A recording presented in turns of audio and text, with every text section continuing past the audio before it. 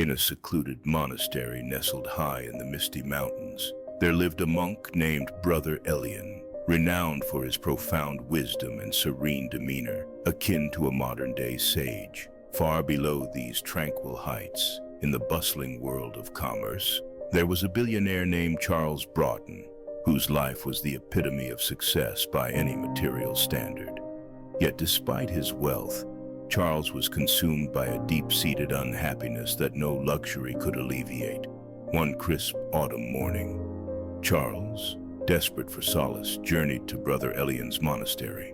As he ascended the mountain path, the sharp, fresh air and the untouched beauty of nature began to stir something within him, though his mind remained as tumultuous as ever. Upon arriving, Charles was struck by the simplicity of the monastery, a stark contrast to his lavish world. He found Brother Elian in a small, sunlit garden, tending to a bed of modest alpine flowers. "Brother Elian," Charles began, his voice echoing a mix of respect and frustration, "I have everything a man could wish for, yet I feel nothing but emptiness inside. Why is this?" Brother Elian looked up, his eyes reflecting a calm that seemed almost otherworldly. "Come, sit with me," he invited, gesturing to a weathered wooden bench. As they sat, Brother Elian said, "Let me tell you a story, one of the mountain and the river. Long ago, right where we sit, there was a towering mountain and a small meandering river. The mountain stood tall, proud of its grandeur and strength, filled with precious minerals and rich forests. However, it was always alone, admired from afar but never truly known. The river, on the other hand, flowed freely, touching every stone, every plant along its banks, knowing them intimately, shaping them gently over time."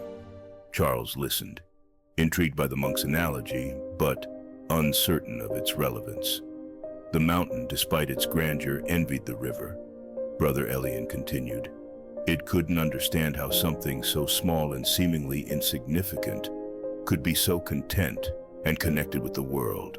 So one day, the mountain asked the river, 'How can you be so happy when you own nothing at all?' The river replied, 'Because I am free. I give myself to the earth, to the journey, to the life around me. My happiness comes from being part of everything and embracing every moment of my existence, not from what I possess." Brother Elian paused, allowing the story to sink into Charles's consciousness. "You see, Charles, like the mountain, you have isolated yourself in your own grandeur. You have built walls of wealth around you, believing they would bring you happiness.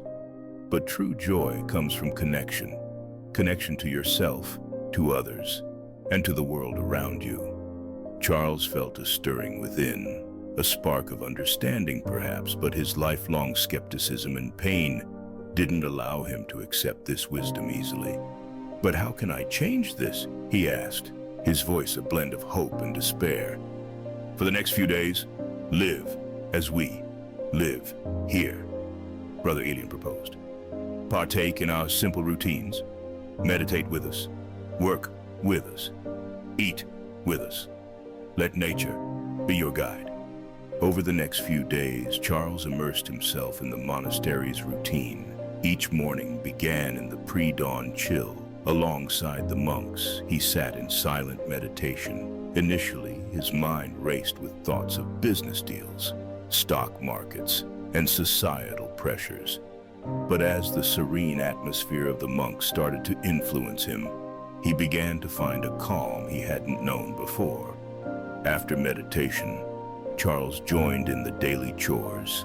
He learned to work in the garden, feeling the cool, damp earth between his fingers as he planted seeds and tended to the plants. Unlike the manicured gardens of his estates, this garden thrived under nature's direction. He noticed how some plants needed to be pruned to grow stronger, mirroring his own need to cut back the chaotic elements of his life. Throughout these days, Charles spent time with the monks, sharing simple, wholesome meals, The food was basic but nourishing, and the act of sharing it in silence was profoundly peaceful. Each meal was a reminder of the simplicity and contentment that could be found in everyday moments. During the quiet afternoons, Charles often wandered through the surrounding forest. Here, amidst the towering trees and the sound of birds, he began to confront the shadows of his past. He remembered his childhood, growing up in a wealthy but emotionally barren household. His parents were more concerned with social status and financial success than with their son's emotional well-being. He recalled the loneliness of his youth, the constant striving for approval that never came. He also faced the trauma of losing his younger brother in a car accident, a tragedy that had driven him to bury his emotions and focus solely on building his empire. The grief and guilt he felt were like heavy stones he'd carried for years.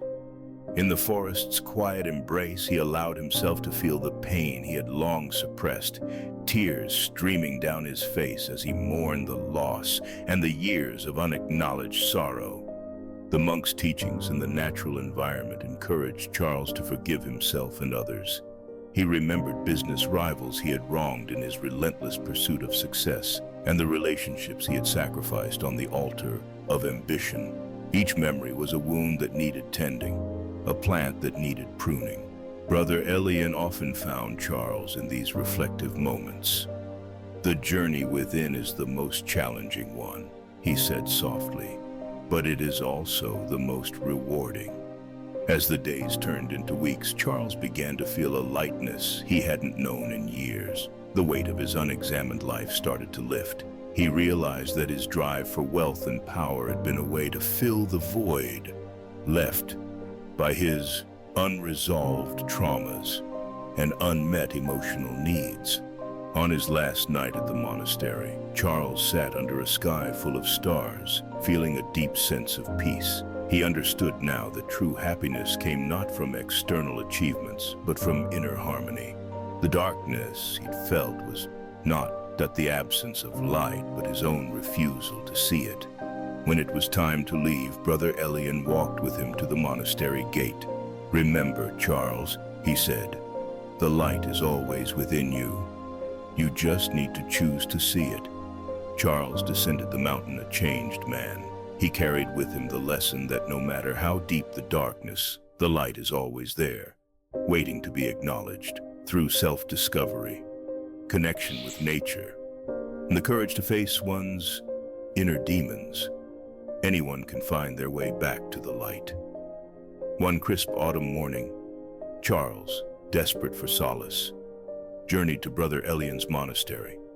As he ascended the mountain path, the sharp, fresh air and the untouched beauty of nature began to stir something within him.